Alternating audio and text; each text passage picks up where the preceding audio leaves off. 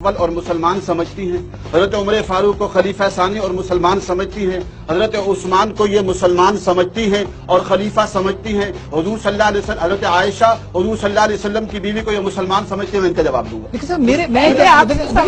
آپ سمجھتے ہیں شیعہ کو مسلمان کے نہیں کیونکہ شریعت نافذ ہوگی میرے ملک میں تو یہ مسئلہ کھڑا ہوگا. بات یہیں سے شروع ہوتی ہے نا، جب یہ صحابہ اکرام کو نعوذ باللہ ان کے ویڈیوز موجود ہیں، فیس بک پر ویڈیوز موجود ہیں، اس میں نعوذ باللہ ان صحابہ اکرام کو برا بھلا کہا جاتا ہے اور ان کو کفر. آپ سمجھتے سر وہ مسلمان نہیں ہیں؟ جب یہ بات ہوگی پھر کیسے مسلمان کہا جائے گا؟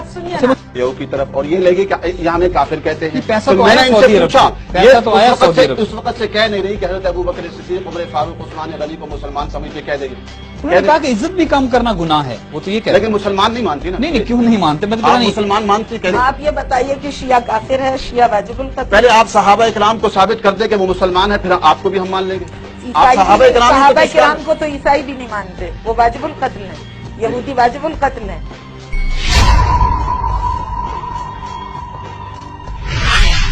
دیکھیے اب دیکھیں انہوں نے کہہ دیا صحابہ اکرام کو نہیں مانتے. جب صحابہ اکرام کو یہ نہیں مانتے تو ہم ان کو کیسے مان لیں؟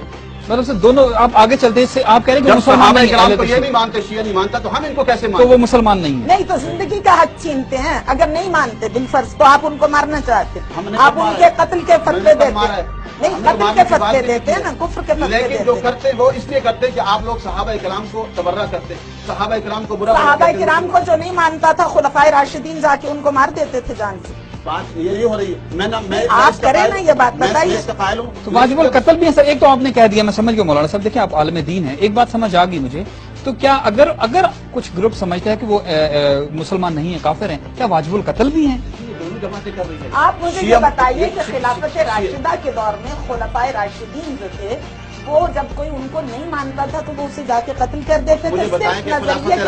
خلفائے راشدین کے دور میں کون تھا جو ان کو مسلمان نہیں مانتا تھا؟ بتائیں کون تھے، بتائیں ان کے نام لیں. بہت سے لوگ ہوں گے جو انہیں نہیں مانتے تھے. بتائیں کون تھے ایسے جو ابوبکر صدیق عمر فاروق عثمان غنی کو مسلمان نہیں مانتے تھے؟ بتائیں. لوگ آ کے گالیاں دیتے تھے. خود گالی اور چیز ہے. اسلام کی بارگاہ میں آ کے لوگ اتنی گستاخی کرتے تھے، کچرا پھینک دیتے تھے حضور پہ. جو عورت کچرا پھینکتی تھی حضور اس کی تیمارداری کے لیے چلے گئے. اس سے بڑی جو توہین رسالت کرے اور حضور کو نعوذ باللہ اتنا جھٹلائے، آقا ان کے گھر چلے جائیں. وہ تو کافر نے کیا تھا نا. میں تو ان کی بات کر رہا ہوں. خلفائے راشدین کے دور میں کس نے ان کو کافر کہا؟ بتائیں. نہیں تو وہ جو قرآن کریم میں منافقین کے لیے آیتیں ہیں کہ اے پیغمبر یہ جو لوگ تیرے ہمراہ ہیں یہ منافق ہیں، ان منافقوں کو حضور نے قتل کر دیا تھا. حضرت ابوبکر صدیق عمر فاروق عثمان غنی کو کہہ رہی ہیں. جنرلی کہہ رہی ہیں. قرآن نے تو غلط نہیں کہا نا، جس کو بھی کہا ان کی بات نہیں کر رہی. حضور نے ان منافقوں کو جا کے قتل کر دیا تھا. چونکہ قرآن نہ غلط بیانی کرتا ہے، نہ حضور کا علم غلط ہو سکتا ہے اور نہ پروردگار کا بھی غلط کہہ سکتا ہے. حضور صلی اللہ علیہ وسلم نعوذ باللہ حضور صلی اللہ علیہ وسلم نے اپنی بیٹیاں جن کو دی اور لی وہ منافق ہو سکتے ہیں. میں بات کر رہی ہوں اس کا جواب دیں. اچھا آگے سب بڑھتے ہیں تھوڑا سا، کیونکہ جب شریعت میرے ملک میں نافذ ہوگی انشاءاللہ ہوگی. انشاءاللہ ہوگی. صلی اللہ علیہ وسلم نے بہت ساروں کو قتل کرنے کا حکم دیا. ایسے لوگوں کو قتل کر دیا جو ہے اسلام کے خلاف بولتے تھے، ان کو قتل کرنے کا. اسلام کے خلاف یا شخصیات کے خلاف؟ آپ صلی اللہ علیہ وسلم پہلے آپ یہ طے کریں کہ اہل تشیع اسلام کے خلاف ہے یا شخصیات؟ میں نہیں چاہتا محترمہ کہ اس موضوع کو چھیڑا جائے. یہ چھیڑا آپ نے ہے، اس سے نہ چھیڑے تو مناسب ہے. میں نے تو شخصیات کے نام ہی نہیں لیے، آپ نام لے رہے ہیں. آپ پہلے یہ بتائیے کہ حضور شخصیات سے اختلاف کی بنا پر قتل کرتے تھے یا اسلام کے قوانین پر اختلاف کی بنا پر؟ دشمن تھے چاہے شخصیات. اسلام دشمن کی بات نہیں، آپ بات کریں شخصیت کے اختلاف پر قتل ہوتا تھا، جنگ ہوتی تھی، یا نظریے کے اختلاف پر؟ یہاں نظریے کا اختلاف پایا جا رہا ہے. یعنی اسلام کے قوانین کو جو نہیں مانتے تھے ان کے خلاف جہاد ہوتا تھا نا. دیکھیں اسلام میں حضرت ابوبکر صدیق بھی ہے، عقیدہ ہے کہ ان کو مسلمان ماننا ہمارا عقیدہ ہے. عمر فاروق کو مسلمان ماننا ہمارا عقیدہ ہے. عثمان غنی کو مسلمان ماننا ہمارا عقیدہ. پاکستان میں رہتا ہوں اور جرت کے ساتھ بات کرتا ہوں. آپ کریکشن کر لیں، ہماری تو تاریخ قربانیوں سے بھری پڑی ہے، ہماری تو آبادیاں ویرانوں میں بدل گئی ہیں.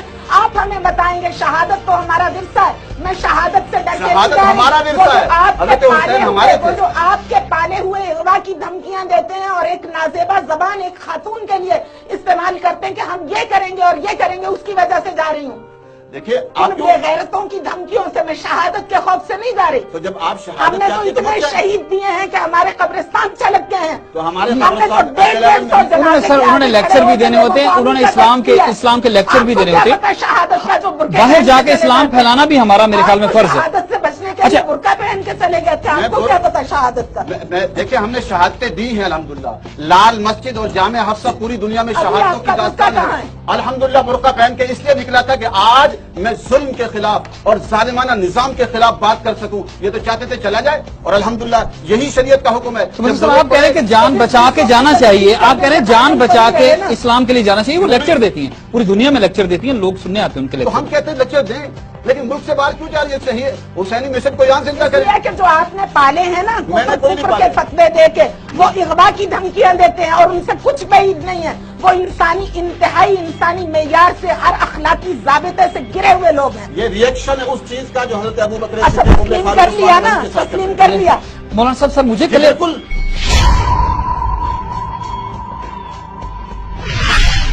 जब आप उनको नऊजुबिल्लाह जो है मुसलमान नहीं कहते काफिर कहें तो उसका रिएक्शन लोग करेंगे। आप फतवा देते हैं ना कि इनकी नामूस हम पे मैंने हलाल फतवा है। नहीं दिया, लेकिन मैं कहता हूँ ये रिएक्शन है। आप उन खतों में ये लिखा हुआ है खतूत में, जो अलर्ट्स आते हैं हमें कि इनकी नामूस हम पे हलाल है।